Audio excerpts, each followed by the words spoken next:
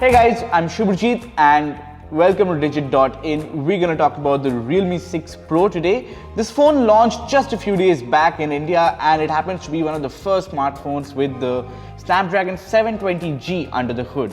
This is a new mid-range chipset that Qualcomm launched to bolster its mid-range portfolio, especially in the Indian market.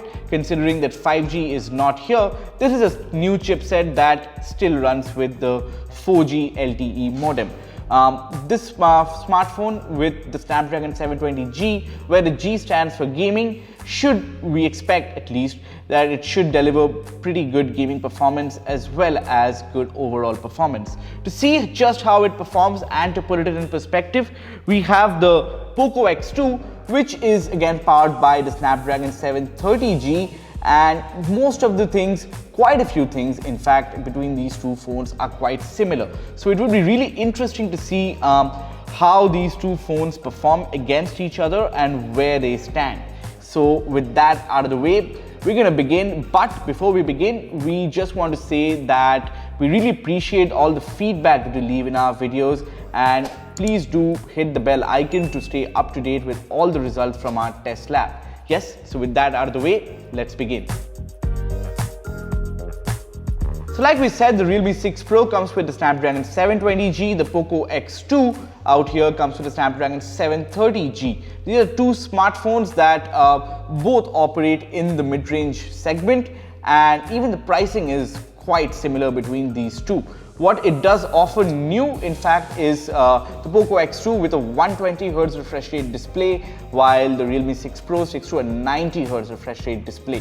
Both of these are high refresh rates, so it would be interesting to see if these high refresh rates are harnessed anywhere other than except the UI maybe.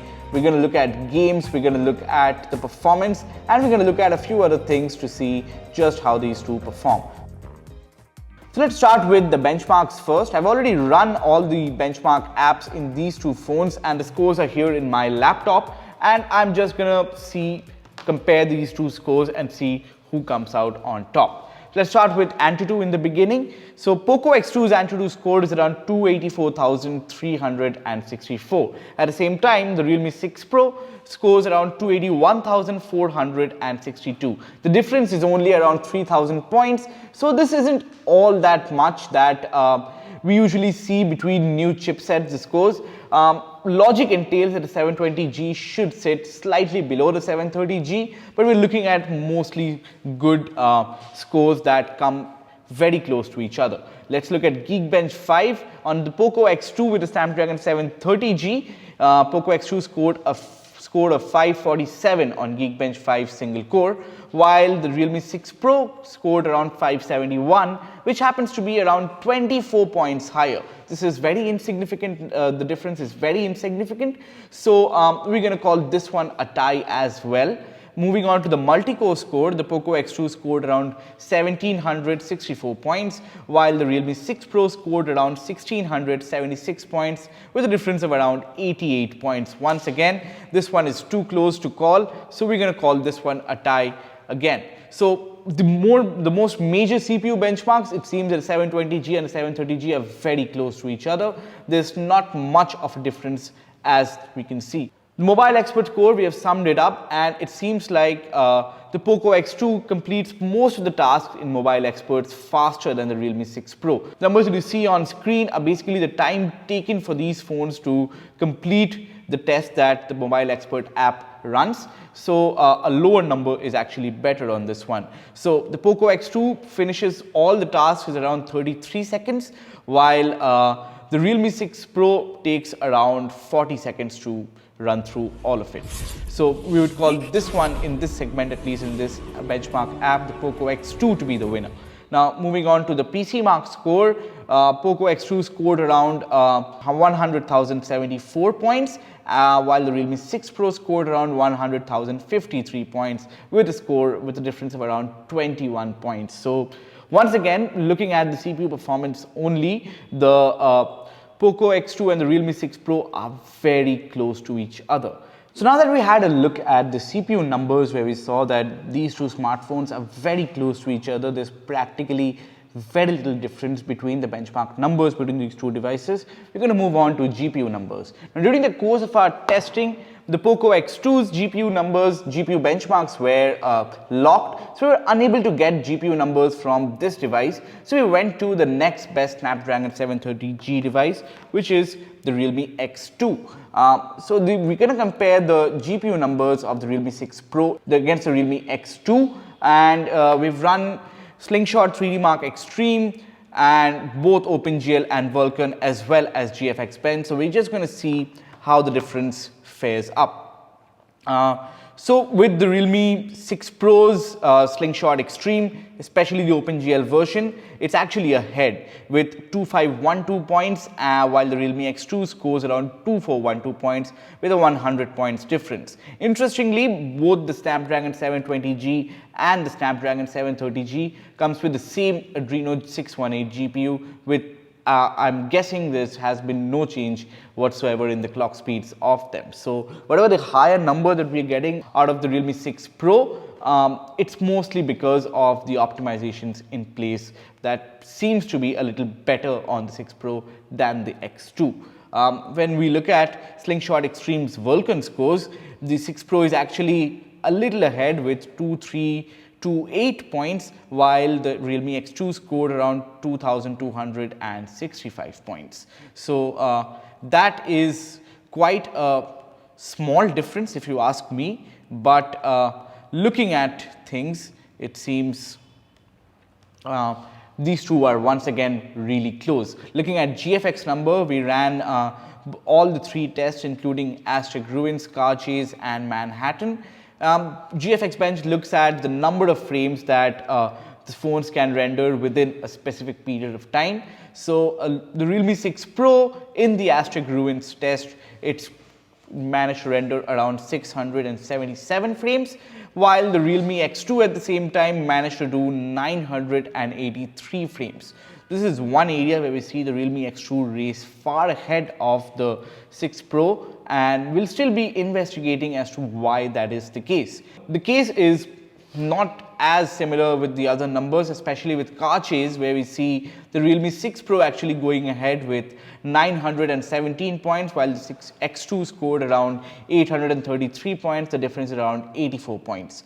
While as far as Manhattan 3.1 is concerned, the Realme 6 Pro scored around 1670 points, while the X2 scored around 1548 points with 122 points in difference. So once again, both the CPU and GPU numbers are very close to each other.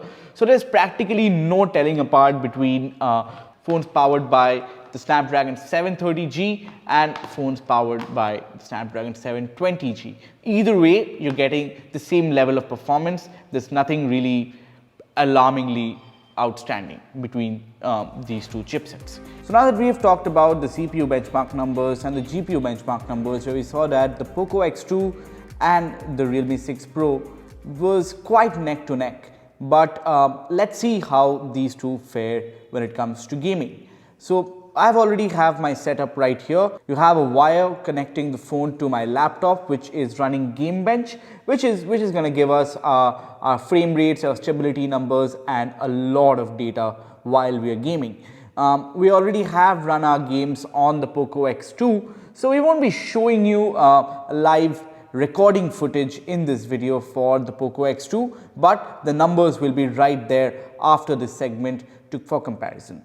So let's begin. I'll be heading into the game space for the Realme 6 Pro. This one is a ColorOS 7 feature, which is a dedicated gaming mode which essentially optimizes the performance, frees up resources, silences all your notifications and blocks all your calls so that you have no distractions while you're gaming. So I'm going to turn on competitive mode and I'm going to launch Call of Duty from here. So I expect pretty good gaming performance from the 720G. It's a new chipset.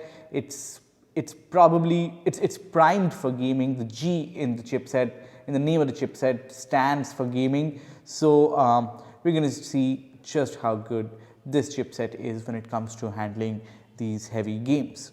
So before we begin, I'm just going to ensure that the game will be running at the highest possible settings.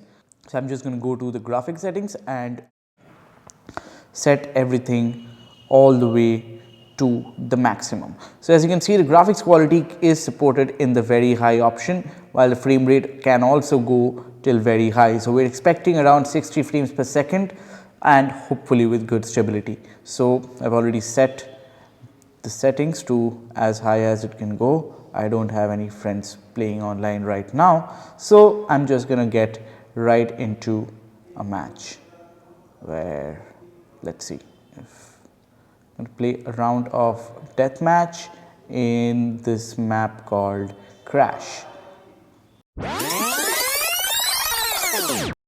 Right, so we're gonna start recording moment we're in the game, and it's gonna take some time. So by looking at things, the Realme 6 Pro does take a little bit of time to load heavy games, especially when you're about to begin the game. So we're going to start recording moment we get into the game. So let's wait for that. Add me as a friend and let's play together in the next game. Well done. Could you join our clan?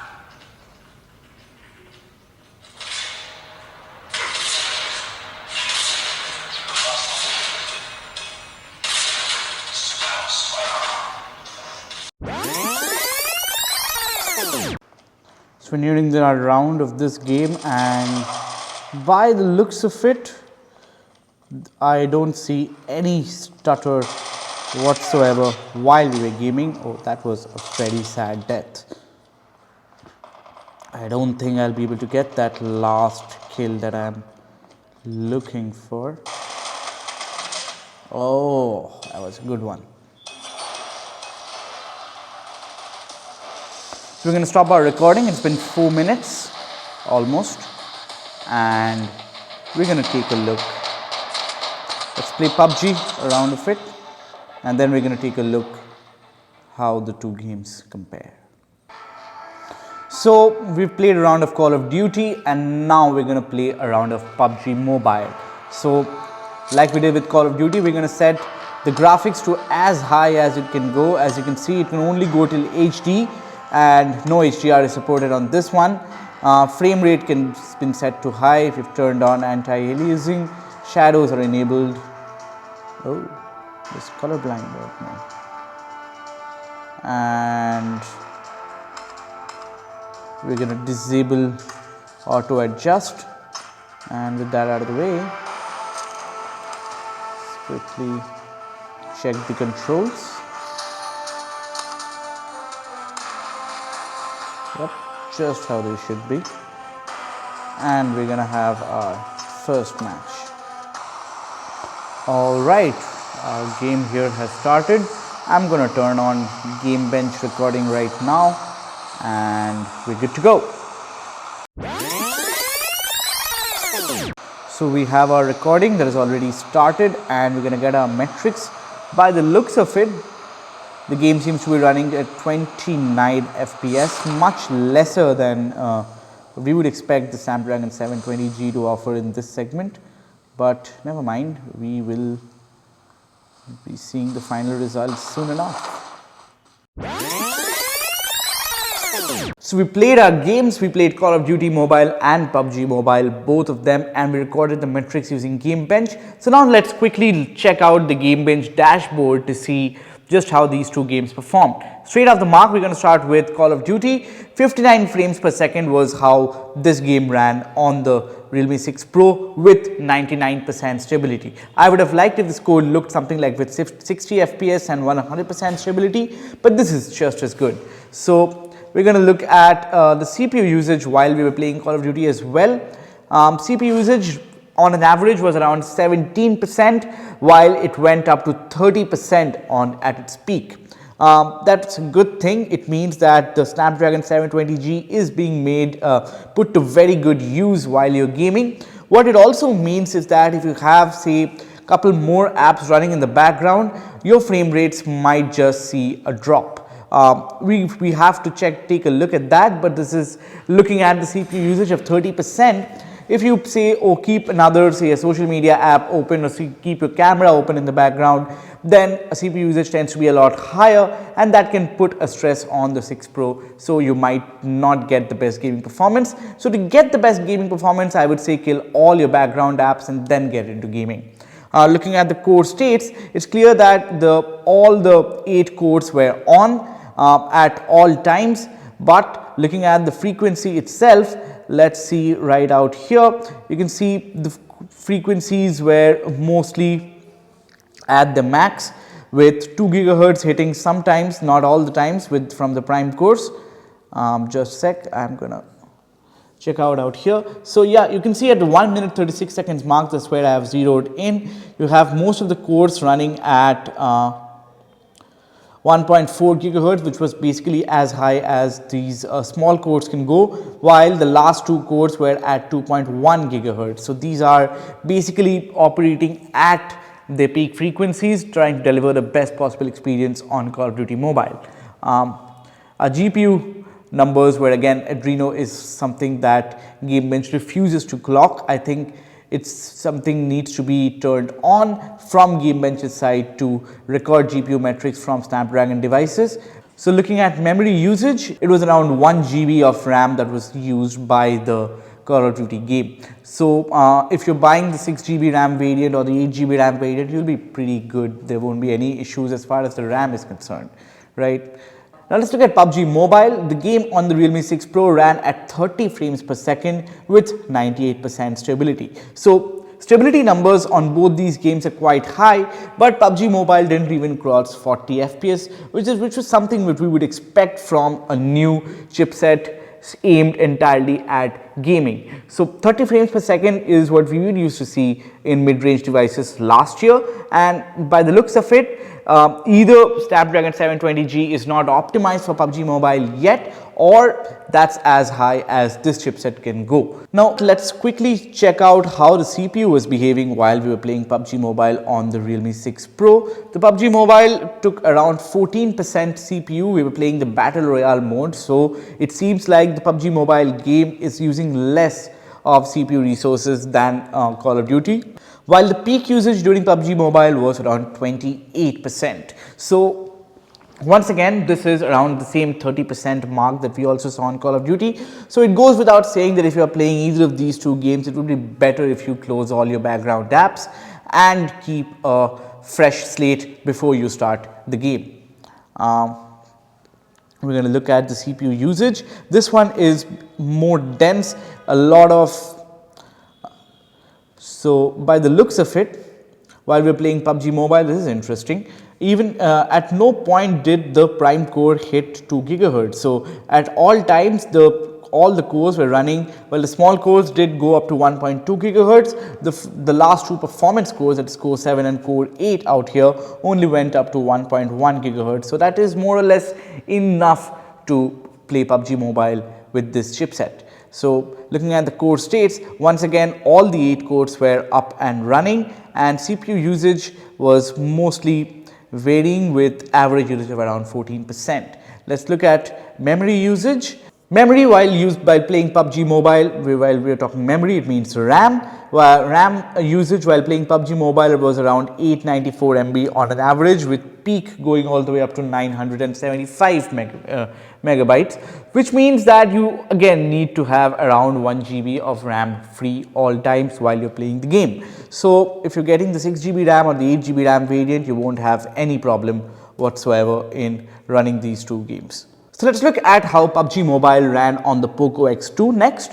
PUBG Mobile on Poco X2 ran at 30 frames per second with 90% stability, which means that the Realme 6 Pro does run PUBG Mobile slightly better than Poco X2. 90% is again a pretty high number. It means your frame drops, if at all there was any noticeable ones, it won't be a lot. Around 1 out of every 10 frames will be dropped. So that's an okay number to have in my opinion. Frames per second is 30 FPS, which is not very high. We've seen games, we've seen phones take it all the way up to 60 FPS and 40 FPS. So 30 FPS is something that we had seen last year, and since it is a Snapdragon 730G, which has been there in the market for quite some time, I think this is as high that PUBG Mobile can go on this chipset. Looking at CPU usage, while we were playing PUBG Mobile on the Poco X2, CPU usage was around 12%. As compared to that, CPU usage on the Realme 6 Pro while we were playing PUBG Mobile was a little higher at 14%. While at the same time, peak usage of the CPU while we were playing PUBG Mobile on the Poco X2 was 32%, while the Realme 6 Pro only used up to 28%. So it goes without saying that both these phones, if you're playing a game on it, you have to turn all your background apps off. Now looking at the CPU frequency chart, it's far more interesting. You have the Poco X2 at the 4-minute mark going with your small cores going at 1.3 gigahertz, while your 7th and 8th core, which are the performance cores, only hitting 1.5 gigahertz, which is more or less okay. We do see instances where the performance cores go up to 2 gigahertz and above, but not by much. Looking at the core states, again, all the 8 cores are fired up while you're gaming. Now let's look at Call of Duty. Call of Duty ran at 56 frames per second, but at an appalling 45% stability, which means there is something wrong while playing this game on the Poco X2. Let's look at the frame rate chart. As you can see, from right after you started the game, from the 1 minute mark all the way to the 2 minute mark, the frames were very little. You had 30 FPS going when it could theoretically go up to 60 FPS. There were a lot of janks in the middle. As you can see, the Game Bench app is showing. There were around 10 janks while the frames were at 55 FPS. So the Call of Duty Mobile on Poco X2 is not the best experience, it seems. As compared to that, when we look at Realme 6 Pro's Call of Duty performance, especially its FPS distribution, the number of janks out here are much less. So you can see there's not much of any janks reported out here as compared to out here, where the frame rate chart is quite varying, quite diverse. Looking at the CPU metrics. Okay, CPU details. Call of Duty Mobile on the Poco X2 takes up around 11% of average usage in the CPU, while the peak usage goes only up to 22%. So that's actually lesser than the Snapdragon 720G on the Realme 6 Pro, which is good. It means that you can sort of reply to a text while you're gaming. So that's a good thing to have, like low CPU usage while you're gaming. Looking at the CPU usage chart while you're playing Call of Duty Mobile, you see the cores does hit 2.1 gigahertz, at least the performance cores at the 1 minute mark, while the other cores are running at 1.4 gigahertz. So this is pretty intensive on the CPU. We again don't have the GPU numbers since it's a Snapdragon chipset, while and Game Bench does not record GPU benchmarks, GPU numbers from there. Looking at the core states, once again, all the 8 cores are fired up. Now let's look at the memory usage while we were gaming. So 746 on an average and 936 MB at its peak. So even if you have less than 1 GB RAM free on the Poco X2, you'll be fine. You can game on it pretty well. So looking at the gaming performance on both these phones, it's clear that the Realme 6 Pro is doing gaming slightly better than the Poco X2, at least when PUBG Mobile is concerned. So we had 2 games. None of these could make good use of the high refresh rates, 120 Hz on the Poco X2 and 90 Hz on the Realme 6 Pro. Both of these games could not make good use of it. So it remains to be seen just how you can use the high refresh rate outside of the UI to have the best experience. But so far 90 Hz refresh rate is mostly a number that is going to be thrown at you with the expectation for you to believe that it's going to make a huge difference in your experience. Turns out it's not. As far as the UI is concerned, that is the only thing that's going to run at 90 frames per second. Everything else is going to be at its default 30 FPS or up to 60 FPS. So we have concluded our benchmark report, we've concluded our gaming. Only thing that's left to be seen is just how the high refresh rates impact your UI experience. So for that, we're going to check. So let's start to look at that. So I'll quickly head to the settings on both these phones and set the refresh rate at its maximum. Let's start with the Poco X2. Poco X2 it's set at 120 Hz, while the Realme 6 Pro out here will be set at 90 Hz. So you have both 90 Hz and 120 Hz on this. So now let's see if you can make any big difference between the two. Here's one level of scroll. We're going to go to the settings app and give it a scroll here again. So by the looks of it, it seems that the Poco X2 really is slightly smoother than the Realme 6 Pro. Out here, at least when we are scrolling, you can see the scroll does look a little smoother. So as you can see, 90 Hz and 120 Hz, there does seem to be a visible difference between the two. So it turns out that if you're getting the 120 Hz refresh rate or the 90 Hz refresh rate, both are far better than your 60 Hz refresh rate displays, but 120 Hz does look slightly better than the 90 Hz. 120 Hz is a lot smoother. It seems much more responsive, at least the UI touches are. Inside the settings app also, you can see the scrolling out here is much smoother, while this one does look a little rougher. Now summing it up, it seems that the Realme 6 Pro and the Poco X2 are pretty neck to neck when it comes to the benchmark numbers, where we saw very similar CPU numbers on the Poco X2 and the Realme 6 Pro, while the GPU numbers were again quite comparable to the 730G powered Realme X2 and the Realme 6 Pro. So as far as your benchmarks are concerned, more or less similar, and we're calling it a tie. But when it comes to gaming, we saw the Realme 6 Pro racing past ahead, at least when we played Call of Duty Mobile as compared to the Poco X2. PUBG Mobile, the performance is still pretty similar. Both these phones managed to hit 30 frames per second, which is again quite disappointing if you ask me. I was expecting around 40 FPS all the way up to 60 FPS in PUBG Mobile, but that does not seem to be the case. But having said that, Realme 6 Pro ran PUBG Mobile slightly better with around 99% stability, while the Poco X2 ran at around 90% stability. That's not a lot of difference, but it's still difference nonetheless. So and we also looked at the refresh rate of these two phones and how it impacts your experience. It seems like the 120 Hz refresh rate display on the Poco X2 does have a good impact, at least on the UI when you're scrolling, when you're looking at things or trying to read an article. So that's when the 120 Hz refresh rate is going to come into play. 90 Hz is also pretty good. Both of them are far better than the 60 Hz refresh rate display. But if you have to pick a winner, I would pick the 120 Hz over the 90 Hz any day. Having said that, it also remains to be seen just how much of a battery drop these high refresh rates bring, which we're going to look at in another video. So stay tuned for that. We're also going to look at the quad camera performance on the Realme 6 Pro. There's a 64MP camera at the back of it and a dual punch hole camera on the front.